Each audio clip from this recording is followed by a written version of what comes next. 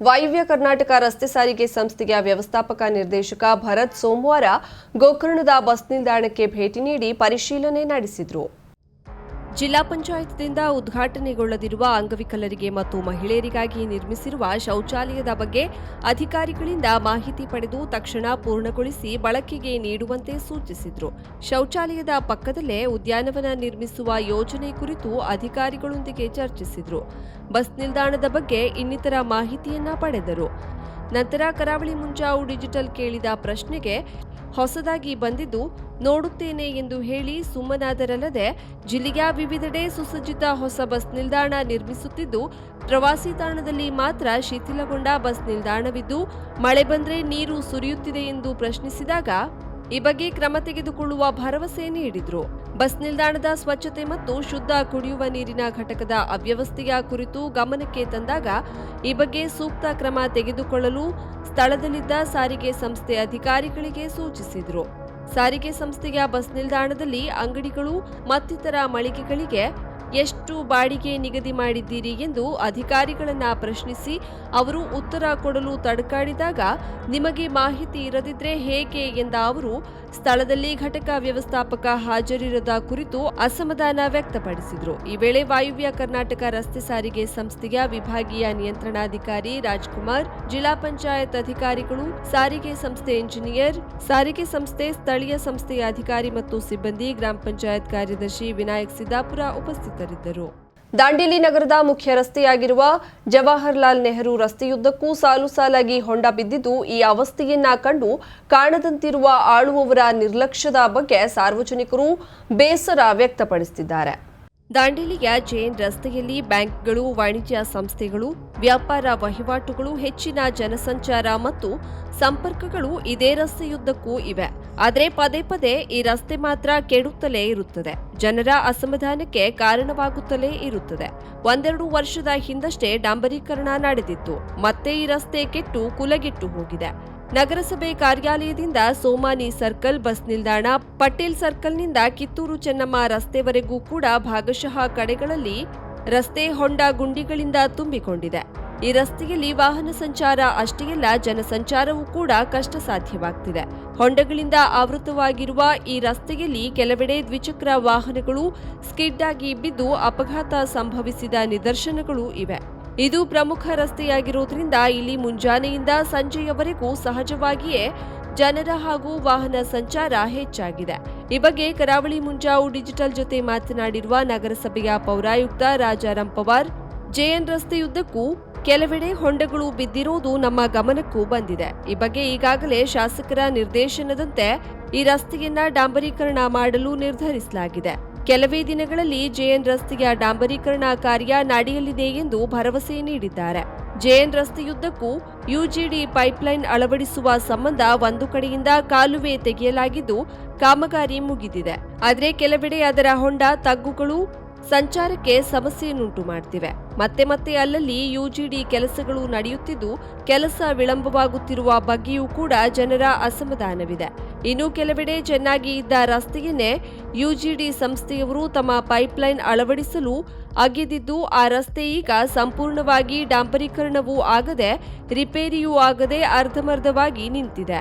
ಬೇಸಿಗೆಯಲ್ಲಿ ಧೂಳು ಹಾರಿದ್ರೆ ಮಳೆಗಾಲದಲ್ಲಿ ರಾಡಿ ತುಂಬಿಕೊಳ್ಳುತ್ತದೆ. ರಸ್ತೆಯ ಅಕ್ಕಪಕ್ಕದಲ್ಲಿ ಕೆಲವೆಡೆ ಸ್ವಚ್ಛತೆ ಕಾಣ್ತಿಲ್ಲ. ನಗರದ ಸಂಡೇ ಮಾರ್ಕೆಟ್ ಸೇರಿದಂತೆ ಹಲವೆಡೆ ವ್ಯಾಪಾರಸ್ಥರು ಹಾಗೆಯೇ ಚೆಲ್ಲಿ ಹೋದ ತ್ಯಾಜ್ಯಗಳು ಬಿದ್ದುಕೊಂಡಿರ್ತವೆ. ಇರುವ ಸಿಬ್ಬಂದಿಗಳು ಮುಂಜಾನೆಯಿಂದಲೇ ಸ್ವಚ್ಛತಾ ಕಾರ್ಯಗಳಲ್ಲಿ ತೊಡಗಿಸಿಕೊಳ್ಳುತ್ತಾರಾದರೂ ಇಡೀ ನಗರವನ್ನ ಸ್ವಚ್ಛಗೊಳಿಸುವಲ್ಲಿ ಅವರಿಗೆ ಸಾಧ್ಯವಾಗ್ತಿಲ್ಲ. ಹುಬ್ಬಳ್ಳಿ ಧಾರವಾಡದ ಮೂಲಕ ದಾಂಡೇಲಿಯನ್ನ ಪ್ರವೇಶಿಸುವ ಹಳಿಯಾಳ ರಸ್ತೆಯಂತೂ ಸ್ವಚ್ಛತೆಯಿಂದ ಕೂಡಿಲ್ಲ. ಬರುತ್ತಲೇ ಧೂಳುಗಳು ಹಾರ್ತವೆ. ರಸ್ತೆಯ ಒಂದು ಬದಿಯುದ್ದಕ್ಕೂ ಕಂಪನಿಯ ಲಾರಿಗಳು ಸಾಲು ಸಾಲಾಗಿ ನಿಂತುಕೊಂಡಿರ್ತವೆ. ಈ ಲಾರಿಗಳು ಬರ್ಚಿ ರಸ್ತೆ, ಕಿತ್ತೂರು ಚೆನ್ನಮ್ಮ ವೃತ್ತದಿಂದ ಪಟೇಲ್ ವೃತ್ತದವರೆಗಿನ ರಸ್ತೆಯುದ್ದಕ್ಕೂ ನಿಂತು ಸಂಚಾರಕ್ಕೆ ಸಮಸ್ಯೆ ಉಂಟು ಮಾಡ್ತಿವೆ. ಬಾಲ್ಯದಲ್ಲಿ ಒಟ್ಟಿಗೆ ತುಂಟಾಟವಾಡಿದ ದಿನಗಳ ನೆನಪನ್ನ ಅಕ್ಷರ ರೂಪದಲ್ಲಿ ಹೊರತಂದು ಅದೇ ಜಾಗದ ಪಕ್ಕದಲ್ಲಿ ಅದೆಷ್ಟೋ ವರ್ಷದ ನಂತರ ಸಹಪಾಠಿಗಳನ್ನ ಒಂದುಗೂಡಿಸಿದ ಸಮಾರಂಭದಲ್ಲಿ ಗದ್ಯ ಪದ್ಯ ರೂಪದ ಸಂಕಲನ ಬಿಡುಗಡೆ ಕಾರ್ಯಕ್ರಮ ರವಿವಾರ ಸಂಜೆ ಗೋಕರ್ಣ ಪರ್ತಗಾಳಿ ಜೀವೋತ್ತಮ ಮಠದ ಆವಾರದಲ್ಲಿ ನಡೆಯಿತು. ಹಾಲಿ ಪುಣೆಯಲ್ಲಿರುವ ಡಾಕ್ಟರ್ ಕಿರಣ್ ಅಂಕ್ಲೇಕರ್ ರಚಿಸಿದ ಬೂರಲಗದ್ದೆ ಪುಸ್ತಕವನ್ನ ಖ್ಯಾತ ಚಲನಚಿತ್ರ ನಟ ನೀರ್ನಳ್ಳಿ ರಾಮಕೃಷ್ಣ ಗೋಕರ್ಣದಲ್ಲಿ ಬಿಡುಗಡೆಗೊಳಿಸಿದ್ರು. ಡಾಕ್ಟರ್ ಕಿರಣ್ ಇಲ್ಲಿ ಕಳೆದ ಬಾಲ್ಯದ ನೆನಪುಗಳ ಬುತ್ತಿ ಹೊತ್ತ ಪುಸ್ತಕವನ್ನ ನಟ ರಾಮಕೃಷ್ಣರು ಪಾತ್ರೆಯೊಂದರಲ್ಲಿ ತುಂಬಿದ್ದ ಬೂರಲಗದ್ದೆ ಮಣ್ಣಿನಲ್ಲಿ ಹುದುಗಿಸಿಟ್ಟ ಬಂಗಾರ ನಾಣ್ಯದಂತೆ ತೋರುವ ಸಿಹಿ ಚಾಕೊಲೇಟ್ ಅನ್ನ ಮೊದಲು ಹೊರತೆಗೆದ್ರು. ತದನಂತರ ಪುಸ್ತಕ ಹೊರತೆಗೆಯುವುದರ ಮೂಲಕ ಕೃತಿ ಲೋಕಾರ್ಪಣೆ ಮಾಡಿದ್ರು. ಪುಸ್ತಕ ಬಿಡುಗಡೆಗೊಳಿಸಿ ನಟ ನೀರ್ನಳ್ಳಿ ರಾಮಕೃಷ್ಣ ಮಾತನಾಡಿ, ತಮ್ಮ ಪವಿತ್ರ ಕ್ಷೇತ್ರ ಮಣ್ಣಿನಲ್ಲಿ ಹುಟ್ಟಿ ಆಟವಾಡುತ್ತಾ ಬೆಳೆದ ನೆಲವನ್ನ ಮರೆಯದೆ ಮತ್ತೆ ಎಲ್ಲರೂ ಒಂದಾಗಿ ಅಂದಿನ ಚಿತ್ರಣವನ್ನ ತೆರೆದಿಟ್ಟ ಡಾಕ್ಟರ್ ಕಿರಣರ ಕಾರ್ಯ ಶ್ಲಾಘನೀಯ ಎಂದರು. ನಾವೆಲ್ಲ ಎಲ್ಲೇ ಇದ್ರೂ ನಮ್ಮ ಸಂಸ್ಕೃತಿ, ನಮ್ಮ ಊರನ್ನ ಮರೆಯಬಾರದು ಎನ್ನುವುದನ್ನ ಈ ಕಾರ್ಯಕ್ರಮದ ಮೂಲಕ ತೋರಿಸಿಕೊಟ್ಟಿದ್ದಾರೆ ಎಂದರು. ಗೋಕರ್ಣ ಮಣ್ಣನ್ನ ನನ್ನ ಹಿಡಿಮುಷ್ಟಿಯಲ್ಲಿ ಹಿಡಿದು ಪುಸ್ತಕ ಬಿಡುಗಡೆ ಮಾಡಿದ್ದು ನನ್ನ ಪುಣ್ಯ ಎಂದ ಅವರು, ಇಲ್ಲಿಗೆ ಬರುವ ಪ್ರತಿ ಪ್ರವಾಸಿಗರು ಕ್ಷೇತ್ರದ ಮಹಿಮೆ ತಿಳಿದು ಬರುವಂತಾಗಲಿ ಎಂದು ಆಶಿಸಿದ್ರು. ಅದನ್ನು ಓದ್ಬೇಕು, ಅದನ್ನು ತಿಳಿ ಹೇಳ್ಬೇಕು. ಈ ಗೋಕರ್ಣ ಬರೋರು ಕೊನೆ ಪಕ್ಷ ಒಂದು 4 ಸಾಲನಾದ್ರೂ ಅದು ತಿಳ್ಕೊಂಡು ಬರ್ರಪ್ಪ, ಆಮೇಲೆ ಎಣ್ಣೆ ಹಾಕರಯ್ಯ ಅಂತ ಹೇಳ್ಬೇಕು ಅಂತ ನನಗೆ ಆಸೆ. ಅವಾಗಾದ್ರೂ ಒಂದು ಈ ಮಣ್ಣಿಗೆ ನೋಡಿ, ಇವತ್ತು ನನ್ನ ಭಾಗ್ಯ ಏನಂದ್ರೆ ಆ ಇಡೀ ಮುಷ್ಟಿಯಲ್ಲಿ ಆ ಗೋಕರ್ಣದ ಮಣ್ಣನ್ನು ನಾನು ಕಲಿಬೇಕು. ವೇದಮೂರ್ತಿ ಪ್ರಸನ್ನ ಜೋಗ್ಭಟ್ ಕ್ಷೇತ್ರದ ಕುರಿತು ಮಾತನಾಡಿದ್ರು. ಪ್ರಾಸ್ತಾವಿಕವಾಗಿ ಕೃತಿ ರಚನೆಕಾರ ಡಾಕ್ಟರ್ ಕಿರಣ್ ಅಂಕ್ಲೇಕರ್ ಮಾತನಾಡಿದ್ರು. ಶಿಕ್ಷಕಿ ಭವಾನಿ ಹೊಸ್ಮನೆ ಕೃತಿ ಪರಿಚಯಿಸಿದ್ರು. ಉಪನ್ಯಾಸಕ ಪ್ರಶಾಂತ್ ಮೂಡಲಮನೆ ಸ್ವಾಗತಿಸಿ ಕಾರ್ಯಕ್ರಮ ನಿರ್ವಹಿಸಿದ್ರು. ಸವಿತಾ ಯಾಜಿ ಸ್ವಾಗತ ಗೀತೆ, ಹರಿಹರೇಶ್ವರ ವೇದ ಪಾಠಶಾಲಾ ವಿದ್ಯಾರ್ಥಿಗಳ ವೇದಘೋಷದೊಂದಿಗೆ ಕಾರ್ಯಕ್ರಮ ಪ್ರಾರಂಭವಾಯಿತು. ಇದೇ ಸಂದರ್ಭದಲ್ಲಿ ಕಿರಣ್ ಅಂಕ್ಲೇಕರರ ಪುಟ್ಟ ಮಗಳು ಕಾರುಣ್ಯ ಕೊರಿಯೋಗ್ರಫಿಯೊಂದಿಗೆ ಕೃಷ್ಣನ ಕುರಿತು ಹಾಡು ಮತ್ತು ಗಂಡ ಹೆಂಡತಿ ನಡುವಿನ ಚಹಾ ತಿಂಡಿ ಕುರಿತು ಹಾಸ್ಯಮಯವಾಗಿ ರಚಿಸಿದ ಕವನವನ್ನ ಪ್ರಸ್ತುತಪಡಿಸಲಾಯಿತು. ಈ 2 ಹಾಡು ವಿಶಿಷ್ಟವಾಗಿ ಮೂಡಿಬಂದಿದ್ದು ಜನರನ್ನ ರಂಜಿಸಿತು. ನಾಗೇಂದ್ರ ಗೌಡ, ದಿನೇಶ್ ಗೌಡ ಮತ್ತಿತರರು ಸಹಕರಿಸಿದ್ರು. Karavali Munjavu digital news, Vinayak Shastri, Gokarna.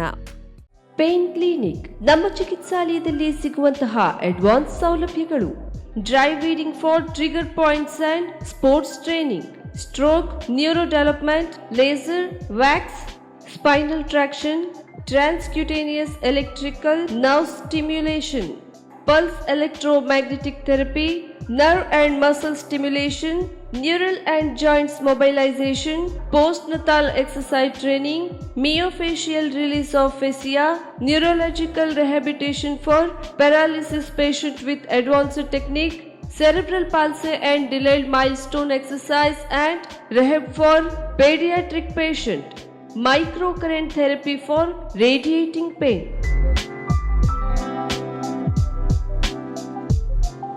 Home physiotherapy, treatment condition, cervical and lumbar spondylosis, radiating, joint pain management, trapeziepis, cervicogenic, headache, vertigo, carpal tunnel syndrome, tennis elbow, golfer's elbow, low back pain, IVDP, orthoarthritis, frozen shoulder, heel pain, stroke and cerebral palsy rehabilitation, sports injury, ligament injury rehabilitation, strain, sprain, soft tissue injury, post-traumatic stiffness, Bell's palsy, post-COVID rehabilitation. For appointment, contact 08382 22222.